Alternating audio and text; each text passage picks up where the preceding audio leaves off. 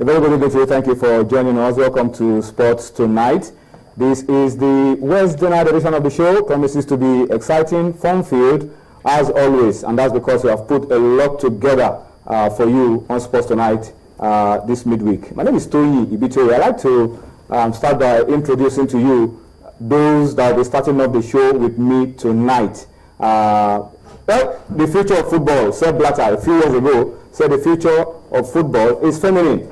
And in Nigeria, if we want to look at what the Super Falcons have been able to do on the African continent, we tend to agree that indeed the future of the game could indeed be with our dear ladies. And so tonight we're starting on that note, because to my immediate right I have the pretty Sisi.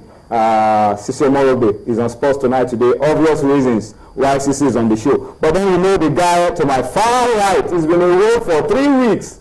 He went to Namibia, he saw, and he conquered. And only on Friday night, I think that was the last time we spoke to you on phone. That's right. He predicted we were going to beat Cameroon 2-0 in the final. That's not all. He predicted the goals were going to come in the first half, and he predicted that the goals will be scored by Desire Paranoze and Ashishat Oshola. And he told me he saw the game before the final was played. And that's why Oyin is also on the show tonight. But we're happy to have him back. He came back early this morning. 3 good weeks for you, and you're looking very different. Yeah, it's because of the serene atmosphere. I must confess, I have to. What is serene atmosphere? The time you've been here, are you saying you have not been enjoying yourself as well? Let's not watch our betting women in public. Let's leave that aside. But you're looking very refreshed. Yes, because I had a nice time. The girls made you watch a while. Yeah, I slept well, no generator noise, The birds sang in the morning, gave me inspiration to write you up in the morning, write my stories. And I want to go back there very soon to go on holiday. All right, it's all good. But congratulations and welcome back to Nigeria. But then I think the girls also made it work a while. Absolutely. They were the best team in the tournament. Absolutely. In fact, the coach of the Cameroonian senior women's team, Ngachu Eno, admitted that the Super Falcons were the best team in that tournament. The girls made us proud. When you after the game, there are certain things people don't see at the media center. Journalists from other countries normally throw banters. So we worked with our head high. Because of what the girls were doing. The South Africans, they come with a lot of razzmatazz. They have organization money and all this, but by the time we defeated them, they had to succumb. And they started beating us. Anyway, we'll hear more from Oye, because Oye has a lot of behind-the-scenes stories to tell us.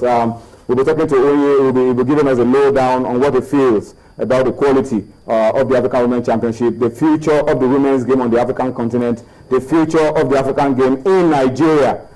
He's also going to be talking to us about what he thinks the Falcons will need to put together if they want to go onto the world stage and do Nigeria proud in Canada next year. So Oye will have plenty of time with us to reflect and review the just concluded African Women's Championship with us on Sports Tonight. And Sisi is also here because Sisi is also an apostle of the women's game. I mean, obviously. So we'll spend a lot of time to talk about all that happened today and what we are looking forward to next week, when Mr. President officially receives the girls. But let's start off the show by telling you how key you are to all that we're doing on Sports Tonight. We are going to be very active, we're going to be very interactive, we are going to be very heavy on feedback tonight, because we want to hear from you. There are a lot of issues that we want you to talk to us about. The issue of the FIFA ban is still hanging somewhere in the air, and we will need to hear from you to talk to us on what you feel is the way out. Do we look for a political solution? What do we do to resolve all of the crisis bedeviling our football, to avoid and prevent the ban from FIFA? We'll spend time to talk about that as well later on the show. But talk to us Facebook, on Twitter, where at channels_sport, at Toyin Ibitoye, and then of course for Facebook, channels iPhone Sports. Please give us your thoughts, give us your opinion to these issues as we raise them on the program tonight. And please, you know how to do it. Just share your thoughts with us, and we need to emphasize that let's keep it clean. Let's not throw personal insults at persons or at people. Let's try to keep it clean. Let's try to provide solution. Let's try to set an agenda, positive, going forward for our football, for our sports in Nigeria. All right, so I think the first thing we do is go on a quick break. When we return from the break, we'll take you to Abuja, Aso Rock to be precise. The girls went today to see Mr. President, and all that happened was that they just handed over the trophy to Mr. President. Mr. President says, look, we need to put something more elaborate together for you. We'll talk about that and more when we return from this break. Join us again. All right, thank you for staying with us. It's time for us to go quickly now. Let's take you to Aso Rock. Sisi, President Jonathan received the girls today. Was just very sure because he says, look, let me just stop the trophy. Then we'll plan something bigger next week. That's what happened today at the Aso Rock Villa.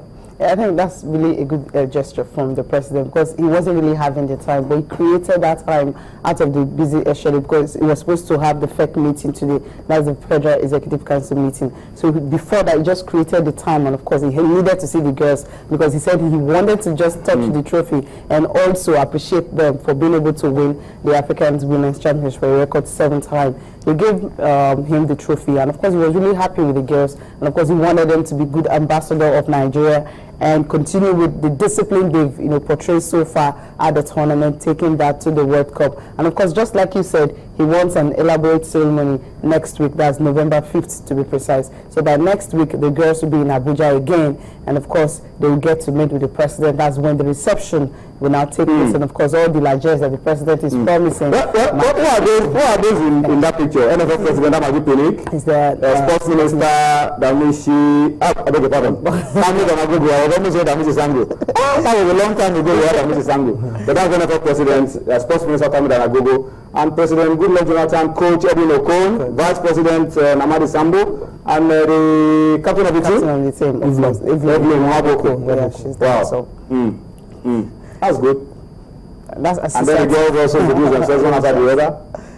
Ashisha has seen the president how many times this year? I think this is the 3rd time. This is good. I was saying something yesterday about being recognized by your country, not just money alone, but the feeling it gives you that look, next time you are out, you are carrying the aspirations of the entire nation with you. Yeah, I agree. Then it makes you carry yourself in a different way. Absolutely, Tony. I think it's quite significant because these girls didn't put money first. They went there. You know, their first 2 games, they had to pay the bonuses later. So what it shows is that these women fought for the glory for the country.